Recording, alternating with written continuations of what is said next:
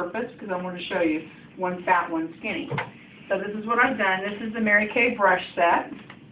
So all I did was wrap it in cute little candy cane paper, and then I did one bow on it. So now I'm going to show you how to put the second bow in it. Because one bow, you can leave it like that. You can put a little shred in it. You can tie one of these inside of it that's really cute. Or you can just take a wad full of shreds, like I had. Wad it up like that. Stick it in there and tie it in there, and it looks really pretty. Okay? You can also make your whole bow be the shred. If that's all you need, just take a little bit bigger wad of it. You just take it like this, make it kind of long and skinny, tie it in the middle, and poof, you've got a bow. Okay? So it doesn't have to be difficult for it to look good. This is a full bow, and this is what a full bow looks like when it's not pulled. Okay? So if you absolutely cannot make the bow that I'm going to show you tonight, you can use the pull bows, which are nice, again, because they're flat, and they store flat. You open them up at the bottom, you pull the one in the center, and poof, you have a bow. Okay? Make sure you tie it so that it stays closed, like this one. Because if you don't, once you let go of it, it'll go back out and go flat again. Okay? So make sure that you tie them once you've got them the way you want them. Tie it closed on the back with just a regular shoe knot, so that it stays that way. Now I could add that into any basket. I could even take that one and tie it into the center of this one, and you can see how two bows together makes it look more impressive, say like that. So what we're going to do is I'm going to show you how to make,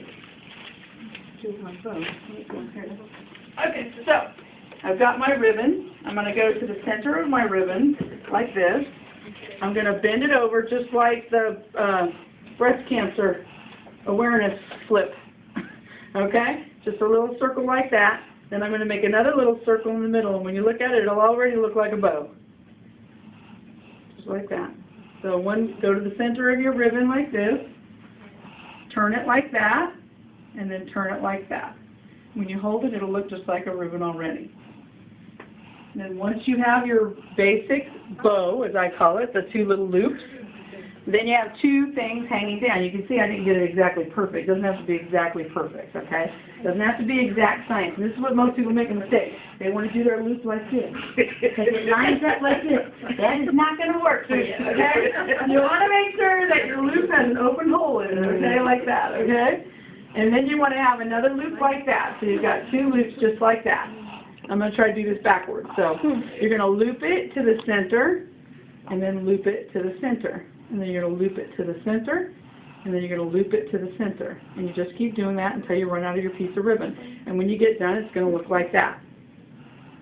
Okay? Then when you get done with that, you're going to squish it in the middle. This is what the beauty of wired ribbon is. And even without tying it off, you can see where that's going to look just like a bow. And all you do is tie it into the center of your package. I think I might be dyslexic for that. Okay. You're doing good. Am I the only one? That's good. You just didn't get it timed for me. That's all. Okay, so you got it like that. Then you're going to set it in the center of your other bow. So I had one bow going that direction. And now I've got one bow going the other direction. And I've got these long ties on it. So I'm going to take and tie it off in the center of my bow with my curling ribbon. So you just pull it tight in the center like that, and then you're going to fluff it up. Because you've got two different ones. Now you could do two pieces of the same ribbon just to make a more impressive ribbon. Okay? I did one color and then another color just because I think it looks nice that way. Then you can take this and you can tie it into the center of it, and that can finish it off. Just like that. Or you can take some shreds, which is what I like to do. Take a little bit of shred, wad it up, stick it in the center, and do another knot over the top of it, just a regular shoe knot. And what's cool about my bows is when you're all done with it, you've got the long tails on it, okay? So now I can mark it. I can take my Mary Kay business card, put a hole punch in it, and then I can write on the back, Mary Kay brush set, $48. And then I just tie this on to my package so that everything is marked and I know exactly how much it is. And if they need a business card, they've got their business card on top of it with it as well. So you just take and make sure that everything is tied on there so that you just tie a little knot on it and then your card's hanging off of it and then whatever's in it is on the back side because you've got a white side to put whatever's in it. So I would put $48 brush set and make sure that it's flipped out so that everybody can see it. It's like a garage sale. If they can't see how much it is, they're assuming it's way too much money. Okay? This is a 6-piece brush set. People spend $50 on one brush at the Clinique counter or at the MAC counter. This is 6 brushes and the container. Now I would wrap it like this and I would set the open container right next to it so people can see exactly what they're purchasing.